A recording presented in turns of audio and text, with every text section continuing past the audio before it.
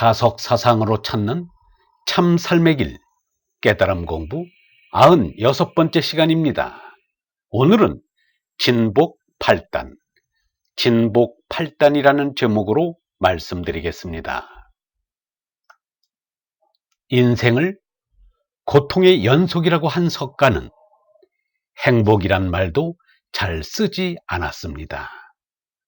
석가는 작은 나라이긴 해도 엄연히 카필라 왕국의 태자였습니다.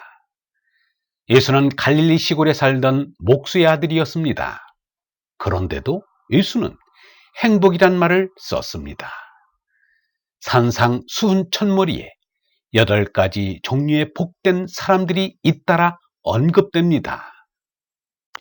얼라를 바라는 사람은 행복하다. 하늘나라가 그들의 것이다. 슬퍼하는 사람은 행복하다. 그들은 위로를 받을 것이다. 온유한 사람은 행복하다. 그들은 땅을 차지할 것이다. 옳은 일에 줄이고 목마른 사람은 행복하다. 그들은 만족할 것이다. 자비를 베푸는 사람은 행복하다. 그들은 자비를 입을 것이다. 마음이 깨끗한 사람은 행복하다. 그들은 하느님을 뵙게 될 것이다. 평화를 위하여 일하는 사람은 행복하다. 그들은 하느님의 아들이 될 것이다.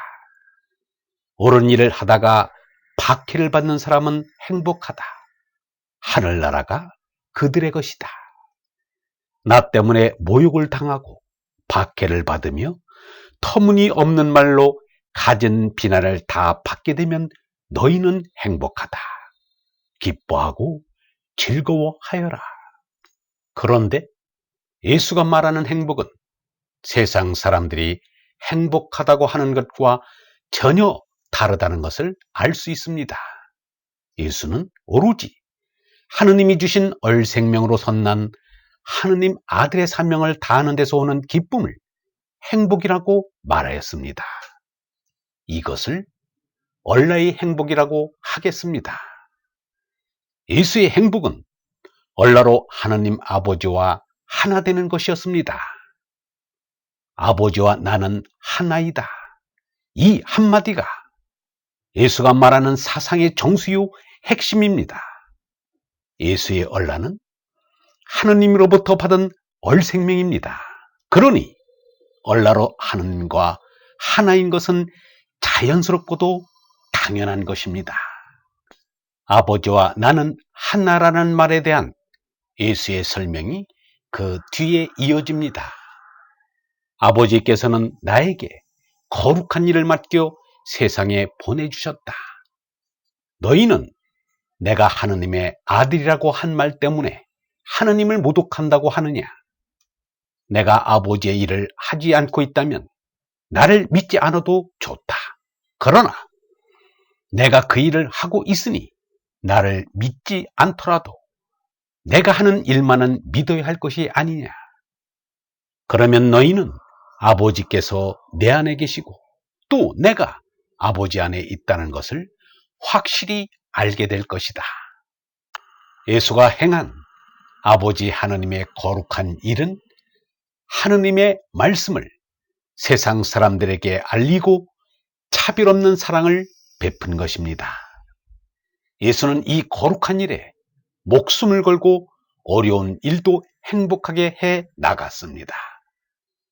예수는 사람들이 행복의 기본 조건이라고 생각하는 재물에 대해서는 철저한 무소유로 일관했습니다. 어느 율법학자가 예수에게 와서 예수가 가는 곳이면 어디든지 따라가겠다고 말하였습니다. 그러나 예수께서는 여우도 굴이 있고 하늘의 새도 보금자리가 있지만 사람의 아들은 머리 둘 곳조차 없다고 말하였습니다. 머리 둘 곳이 없다는 것은 잠잘 곳이 없다는 말입니다. 바꾸어 말하면 잠잘 내 집이 없는 노숙자란 말입니다. 그렇다고 해서 내 집을 마련하려고 애쓰는 일도 없었습니다. 온 우주가 아버지의 집이고 아버지의 집이 곧 내 집이었습니다. 예수는 제자들에게 이렇게 말하였습니다. 나는 분명히 말한다. 부자는 하늘나라에 들어가기가 어렵다. 거듭 말하지만 부자가 하느님 나라에 들어가는 것보다는 낙타가 바늘귀로 빠져나가는 것이 더 쉬울 것이다. 예수는 사람들이 행복의 중요 조건이라고 생각하는 존귀에 대해서는 철저하게 씨알 정신을 보였습니다. 예수가 바리새파 사람들에게 바른 말을 하였습니다. 한 종이 두 주인을 섬길 수는 없다. 한 편을 미워하고 다른 편을 사랑하거나 또는 한 편을 존중하고 다른 편을 업신여기게 마련이다. 하느님과 재물을 함께 섬길 수는 없다. 돈을 좋아하는 바리새파 사람들이 이 모든 말씀을 듣고 예수를 비웃었다.